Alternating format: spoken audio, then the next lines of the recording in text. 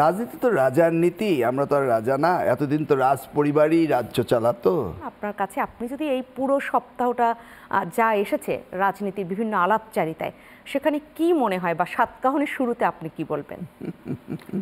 ধন্যবাদ আপনাকে, ধন্যবাদ বিজ্ঞ আলোচক।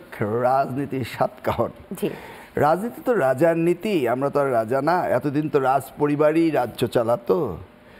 যাই হোক, গণতান্ত্রিক দেশে প্রত্যেকটি প্রজাই এক একটি রাজা। সেই জন্য এখন আমরা ভোট দিতে পারবো বলেই ভাবছি আমরাও রাজা হচ্ছি। সেই জন্যই আপনার এই সাতকাহনে আসলাম। দেখুন, আমি এই 7 দিনের যে রাজনীতি দেখছি, কেমন যেন দেখছি একটি ষড়যন্ত্র হচ্ছে বিএনপির বিরুদ্ধে।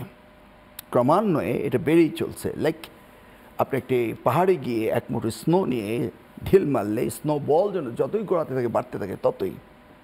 কেন? আমি সেটাই দেখছি। এক শব্দে শেষ করে দিলাম। কিন্তু এক শব্দে আপনি যদি শেষ করেনও, আপনি যে উদাহরণটা এখানে দিয়েছেন, সেই স্নোবলটা যতটা গড়াচ্ছে তার সাথে সংযোজিত তো হচ্ছে, এবং এই ষড়যন্ত্র, সেটাই আমি বললাম যে ষড়যন্ত্র যখন সংযোজিত হয়, সেই সংযোজনে কারা কারা রয়েছে, কারণ প্রত্যেকটা কণার মধ্যেই নিশ্চয়ই আলাদা কিছু রয়েছে, সেইটা একটু শুনতে চাই।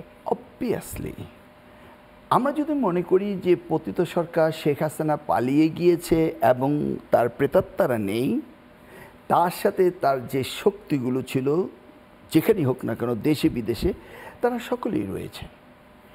সেই ষড়যন্ত্রকারীরা তার সেই শক্তিগুলো এখন স্প্রেড আউট হয়ে গিয়েছে বাংলাদেশে।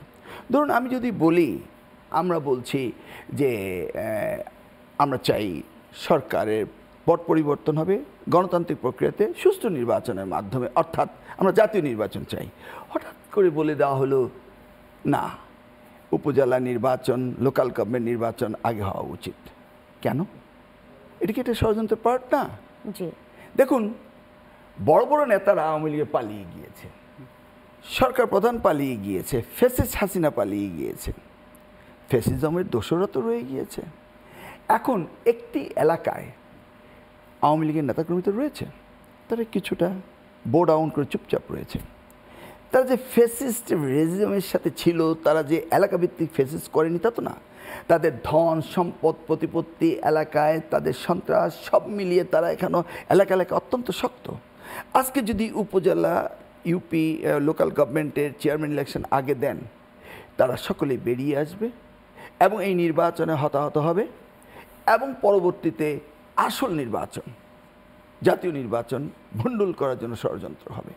কারণ এই সরকারের সেই সক্ষমতা এখনো অর্জন করেনি যে তারা একটি সুষ্ঠু স্বাভাবিক নির্বাচন, 4578টি চেয়ারম্যান এবং 495টি উপজেলা চেয়ারম্যান নির্বাচন করার মতো তাদের সক্ষমতা এখন অর্জন করেনি। তারা সেইভাবে জনপ্রশাসন, নির্বাচন কমিশন, পুলিশ প্রশাসন এবং আইন আদালত সেট করতে পারেনি। সেই ক্ষেত্রে এই যে একটি ধোপ উঠিয়ে দেওয়া হলো যে জাতীয় নির্বাচন না লোকাল গভর্নমেন্ট নির্বাচন, আমি তো মনে করি এটাকে ষড়যন্ত্রের একটি পার্ট।